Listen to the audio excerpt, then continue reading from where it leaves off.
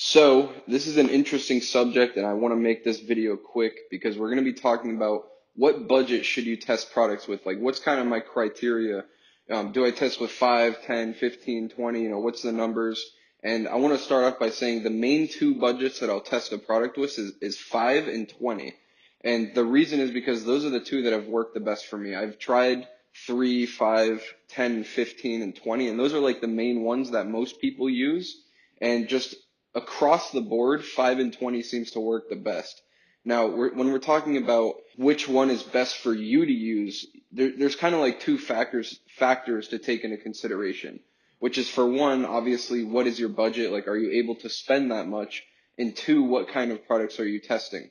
Personally, when I'm testing with $5 a day budgets, it's, if the plan is just to test 2 to 3 products a week, maybe 4 products a week, then I'll probably test margins below 50 just to try to get something that'll get traction a little bit quicker.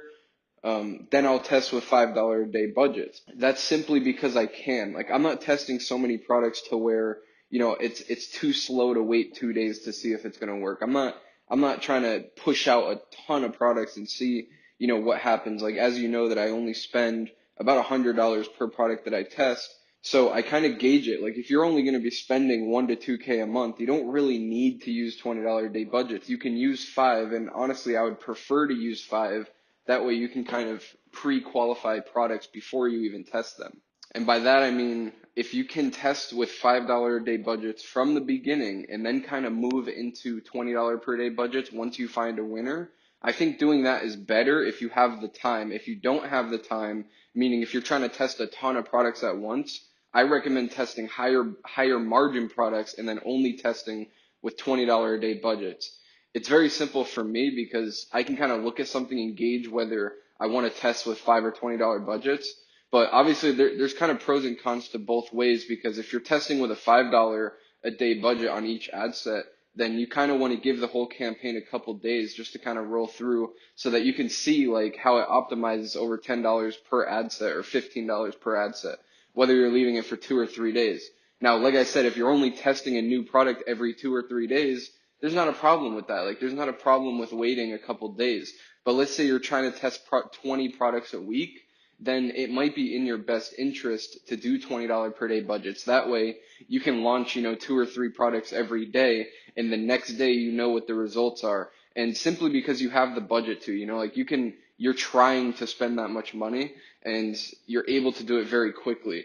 Now, which performs best? Personally, I think that it's kind of subjective. It depends on what ad account or who you're asking me or what account I'm using. But really, the real question is like, what kind of products are you testing? Like, are you testing like a smaller margin? Like, do you think it'll need a little bit more time to optimize or get more sales? Like on a $20 margin, if you're using $20 budgets, then each ad set has to make a sale every single day for it to be breaking even, which is kind of unrealistic unless you have like a super product, which obviously those exist, but you don't really want to rely on that. You don't need these super products to build a consistent cash flow. The end of the line is if you do a margin below 50, I'm usually testing with $5 a day budgets and then just giving it a few days to optimize. But if I'm testing margins above 50, like 50 or above, usually I'll test with $20 budgets, and then I'll question like, what's the budget here? Can we afford to wait 2 or 3 days per product? And if you can, then I recommend going that route. But if you can't, then it's not a bad thing to test with $20 a day budgets. You just have to understand that, you just give it a day, and if it doesn't at least make a sale or two on the first day, you have to kill it and move on, or else you're going to be spending, $200 to $300 per product that you're testing. And if you're testing, 20 products a week, that's a difference between $2,000 a week and like $4,000 to $6,000 a week. So you really have to be on top of your game if you're going to be testing with $20 a day budgets, which usually when I tell people to do that, they're already on top of their game. They already know what to look for. They might already have a few winners under their belt.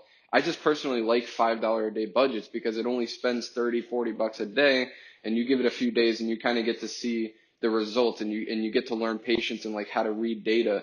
And it's very simple stuff. Like, don't overcomplicate what budget you should be using when you're testing, and more focus on, the types of products that you're testing, because at the end of the day, 5 nor 20 really works better. Like, it's kind of just like once you have a winning product, it's better to start at 20 a day. Like it's better to have a winning product that's working at $20 a day than it is to have a winning product that's working at 5, simply because it scales quicker. Like you get more sales. But there's no real answer to where to like to say which one is the best. It's just kind of like, what's your budget? How much are you trying to spend? How many products are you trying to test? What kind of margins are you testing? And once you know those things, then you can figure out which one is best to use for you.